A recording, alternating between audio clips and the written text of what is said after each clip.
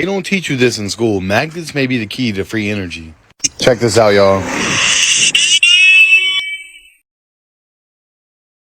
Free energy, but it got a whole wire coming from the device. Make it make sense. Stay weird. Okay, this is something that I find very peculiar because now we have astronauts that have their plaques in the Hollywood Walk of Fame. You know, they're usually for stars and actors and artists. Yeah, they have astronauts. Don't you find that very peculiar? No, not really. I mean, they did do a pretty good job of explaining how they did land on the moon and how it was accurate, and everybody believed that, right? Then, I did a little research, and the reason allegedly why they said that they have their star is because the significant achievements that they had in television. And it's y'all didn't put their star there because they was the first people on the moon. Y'all gave them a star because their achievements in television. Now, NASA, can you guys explain this to me? Why are they getting achievements that actors get? And I'm not making any allegations. I just have questions.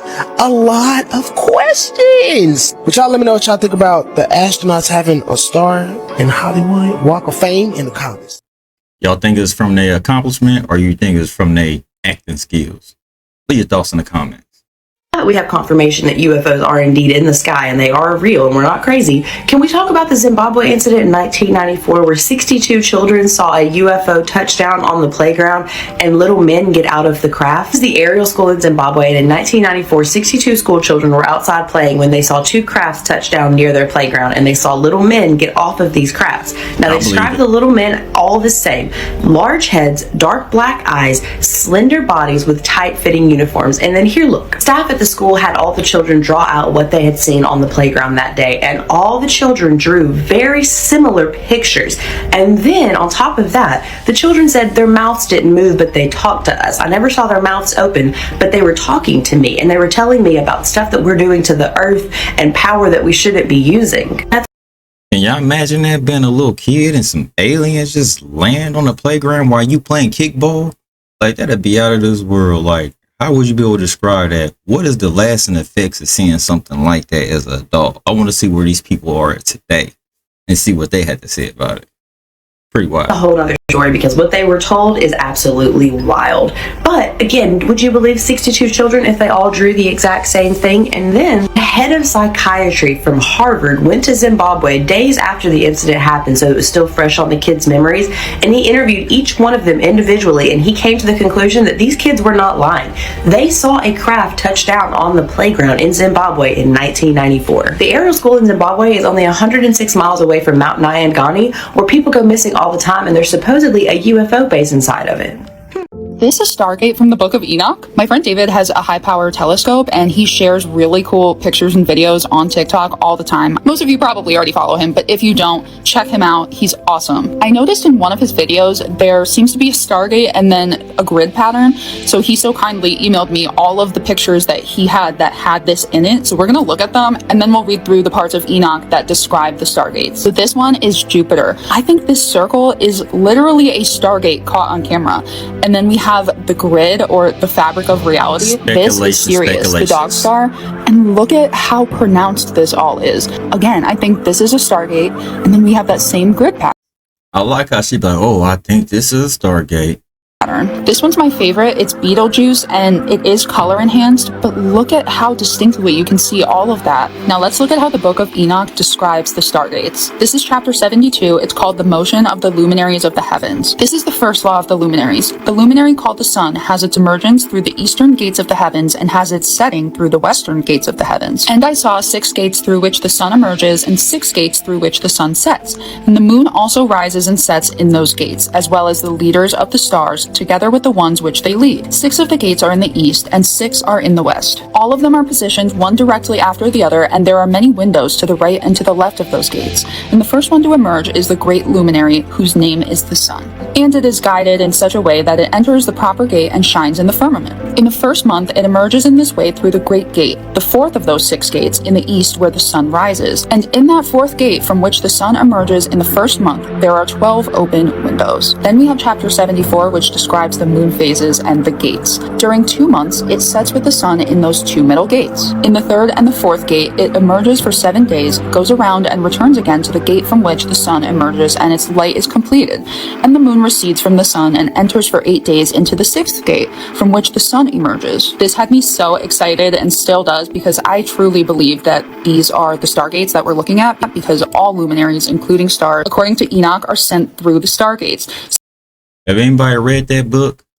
I haven't read it personally, but I heard they go in real detail about aliens and all that. But if you had a chance to read up on it, leave your thoughts in the comments. Tell me a little bit about it. So as if the pattern of the net wasn't cool enough to have the stargates, so cool. This is for entertainment purposes only, and these are my own opinions. You will not believe what this dolphin did to save its baby. It came up to these humans and traded a fish. And as you can see, the baby was caught in the net. This is a beautiful video, but check this out. Dolphins are amazing. They were signaling the boat to stop. A lot of them were jumping out of the water. And so as the humans stopped, then this dolphin came up and traded a fish. And they could see that the baby was captured inside of this net. So there they are, cutting the net loose. And no one would believe this unless you saw it. Watch what happens next.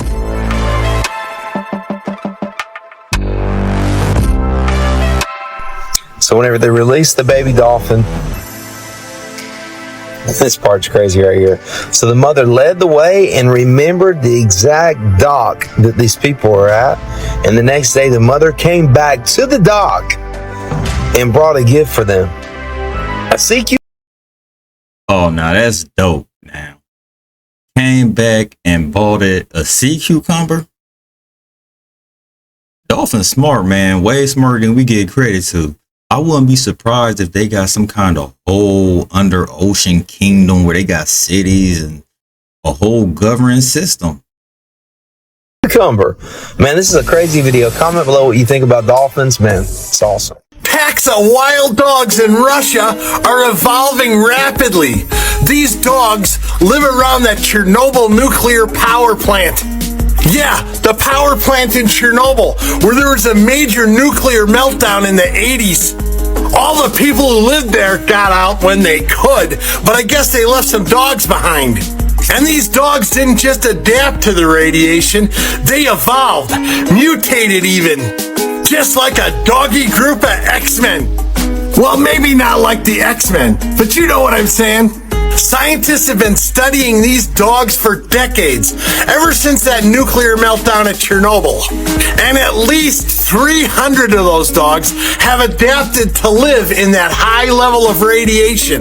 So what does that mean to the rest of us who aren't living next to a toxic nuclear power plant in Russia?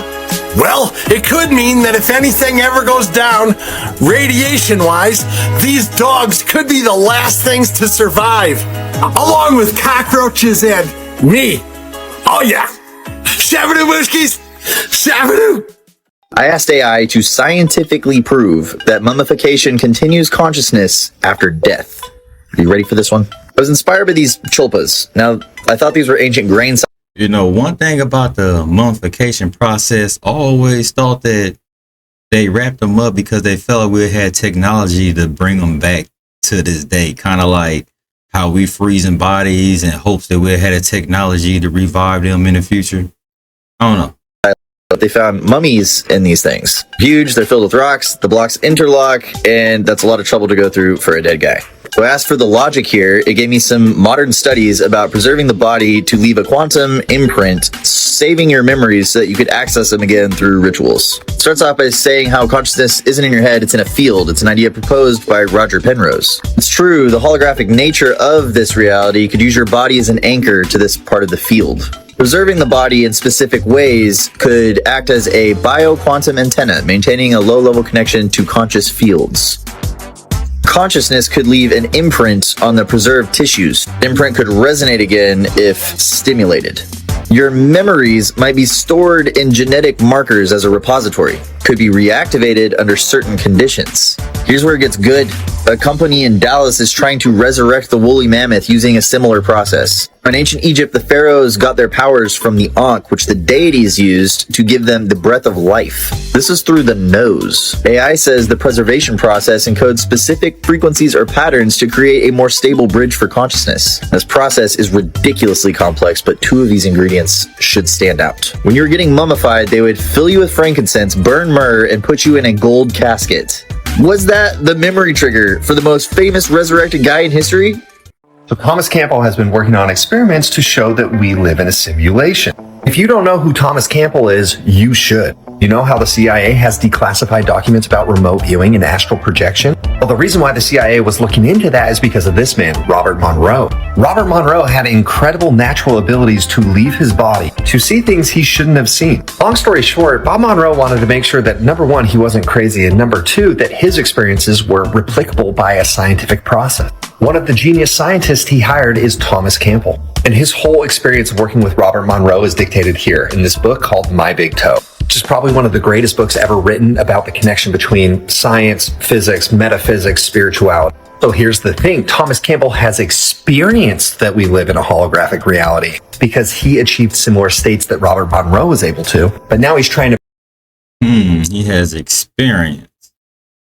prove it through experiments. Search this title if you want to read the article. Basically, he wrote this paper in 2017, devising how we would test simulation theory. It's 22 pages long, but let me give you the key concepts. And if you're not following along right now, you need to be, so follow, because we've been doing an entire series on the fact that we might be in a simulated reality. First and foremost, they lay out the premise in the abstract. If reality is a simulation with limited computational resources, an observable phenomenon might act like it would in a video game, where content is only generated or rendered when there is a conscious observer, i.e. player.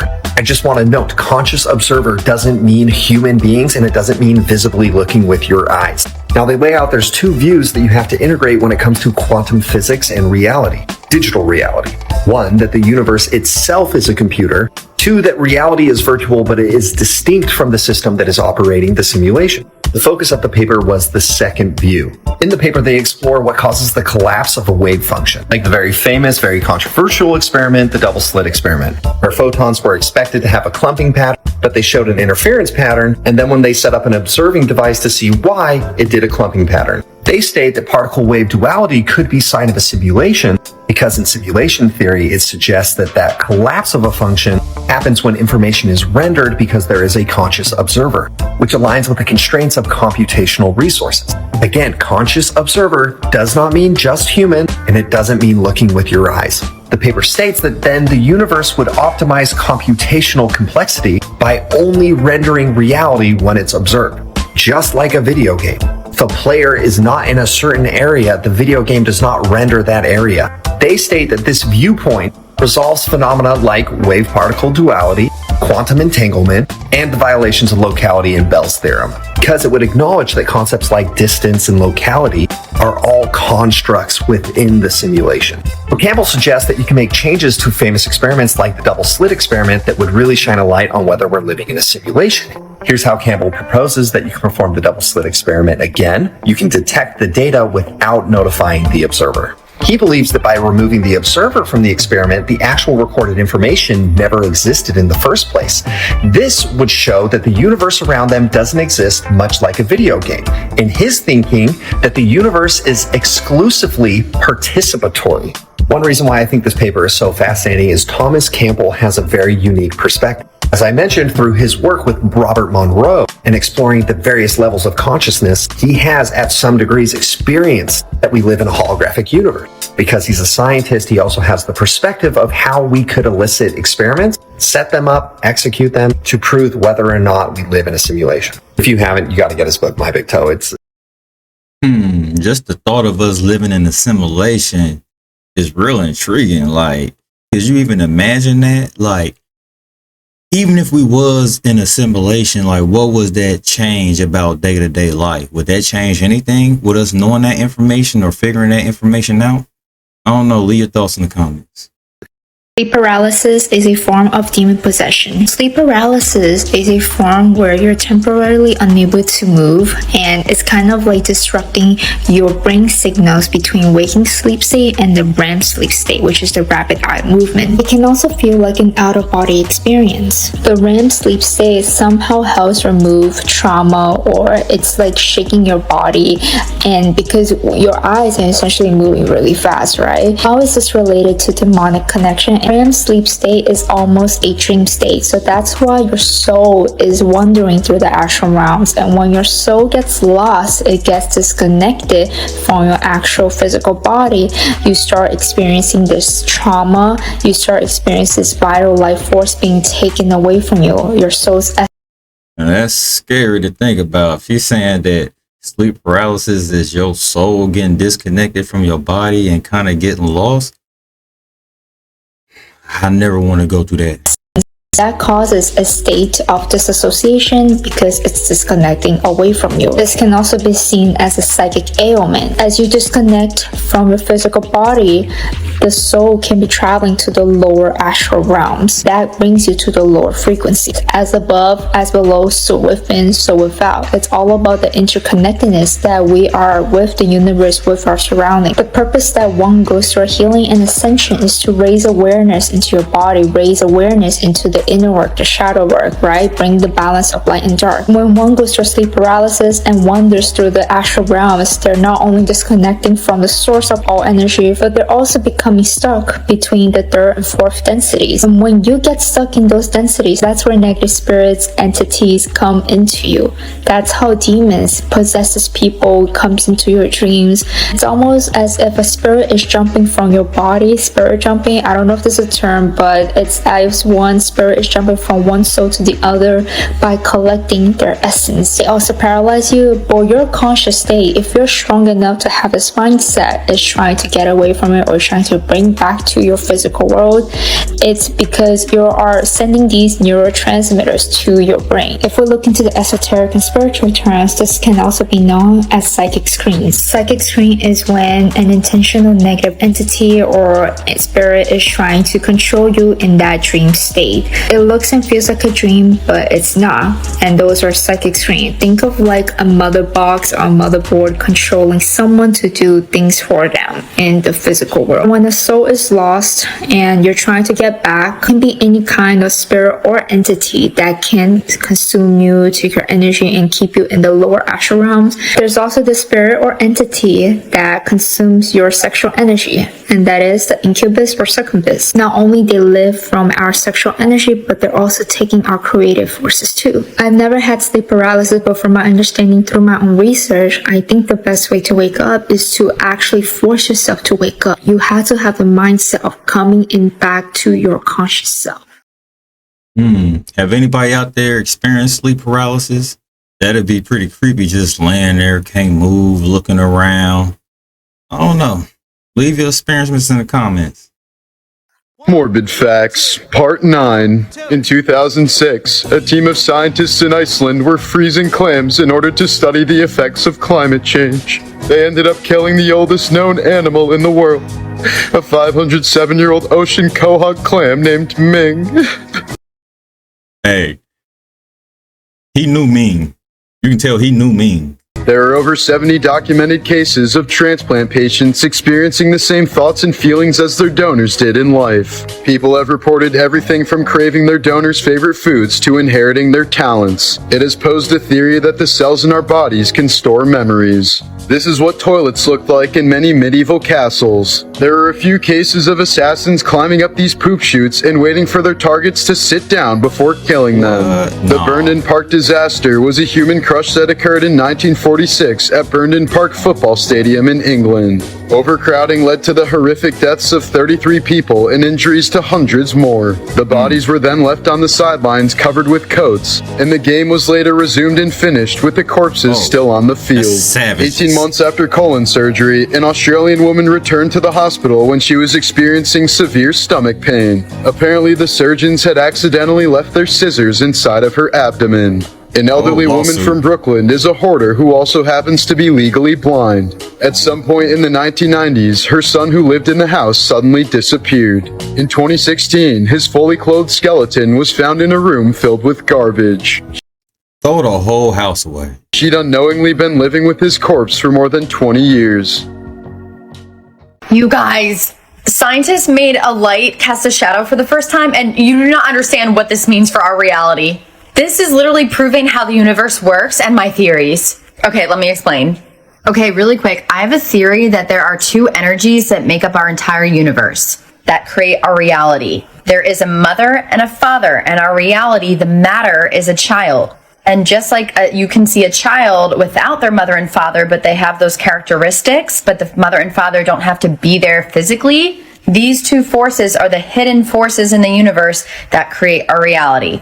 I call these forces plasma, you can call it energy, and consciousness, you can call it light. It has to do with photons. This more has to do with plasma, energy, the matrix. It is the clay that is molded by consciousness. Consciousness is constantly feedbacking with this clay, this plasma, to create our reality. I feel like that should make sense. So with this article, basically under specific conditions, a laser beam can cast a shadow, just like a solid object can cast a shadow. This was thought to be impossible because light does not usually interact with other light. But it happened, and here's what it means for my theory about the two energies creating matter. My theory, plasma, this special type of creation plasma, you can call it ether, energy, it acts as a bridge between dimensions, and consciousness is the light that shines on it. Think of the singularity shining on this plasma laser beams, which in turn creates our 3D reality. So through this singularity, this higher consciousness interacting with our plasma fields, our reality is created. And then it is continuously co-created by our little individual consciousnesses that are constantly feeding back with that plasma. So as this singularity or this fifth dimensional space is creating our reality, we, the little ants, are also creating our reality. It is a process all of us are experiencing together, our mirror sides and us. And this would seem like total metaphysics or not real, really, if it wasn't just proved by science. Basically, the interaction of the consciousness shining onto this laser, this plasma field, this matrix to create our reality is just like in this. Think of realities as the shadow. Our reality is the shadow. And just like there's a shadow cast by the laser, the plasma, our observable universe, our reality is a holographic projection of higher dimensional space, of this singularity, of this fucking light bulb that casts a shadow or whatever casts a shadow on this laser, or the shadow that was cast by the laser from this higher light. This basically goes perfect with my theory that these two energies, this plasma and this consciousness, are hidden. It's still real. Just like when you look at a person, they have blood in them, they have veins in them, but you're not going to see the blood inside of them. You'll see the bumps of the veins on the skin, so you'll see symbols and signs these things are real, but you can't prove it just by looking at them. We can't prove plasma and consciousness just by looking at the universe. What if, well, first of all, she always find a way to intertwine plasma with stuff. But what if one day she was right and plasma was the key? Blow everybody's mind. Go under the hood. So plasma, this energy, this matrix, can hold and transport consciousness through photons, through light, in ways we don't see, like blood traveling through veins. And it is there shaping everything, shaping our reality. But it's only visible when light or awareness shines on it. Like when you do shadow work, when you go deeper into that fourth dimensional space, into that dark matter energy area, that is when you see under the hood. Through meditation, through astral projection, through introspection, through getting to know yourself. Knowing thyself is literally the key to knowing thy universe or this reality. I love this because literally in this theory, in my mind, it proves that there is a higher consciousness, a higher reality that we are projected from. That is a real reality, but we are just as real, and both of us have just as much influence on this between plasma field that is between this fifth dimensional space and our third dimensional space, and it makes all of it up. It is like, think of it as like fourth dimensional fascia of both of these realities. Think of it as the membrane that is literally creating our reality, and it makes our reality up, and it helps us evolve and expand. And this higher consciousness learns as we learn, aka the universe, the mystery is learning about itself as our individual consciousnesses. The way I like to think about it is a picture frame. So you could picture the frame as a two-dimensional reality, but I think it also expands into this fourth dimensional reality. Let me explain. So there's a two-dimensional frame, which we could think of as dark matter, dark plasma, the bridge between the singularity and reality. And this two-dimensional frame projects a four-dimensional reality or space that manifests as dark matter or dark plasma. This is where consciousness kind of travels within its veins and manifests into our 3D reality, which is earth and light and matter, light matter. So it is a two-dimensional frame creating a four-dimensional matrix, which our third-dimensional hologram light reality is. And by learning how to meditate, astral projection, by learning our own consciousness and how to travel through these photons, through this plasma highway, we can actually train our consciousness to ascend into this fifth dimensional space, a place of learning, creativity, wisdom, literally our higher self, literally actually our higher selves, whatever that mystery is beyond. We can have that in this reality just by learning how to attune and use our consciousness. And in my mind, this proves we're living in a smart, spiritual, holographic simulation of plasma and consciousness that is super real, super important, and we're just as fucking powerful as these fifth dimensional future selves, whatever they may be, I don't know. I'm writing a book all about plasma and consciousness synergy and what plasma intelligence even means and how to use that to connect with these higher realms and just yourself, how to connect and live a better life here too on earth, because we're literally here to experience and help this other dimension evolve. It's not about ascending, it's about integrating. When we do ascend through astral projection and dreams and meditation, it's about integrating that with our earthly experience to live the best life we can here, because we're here, guys. They don't.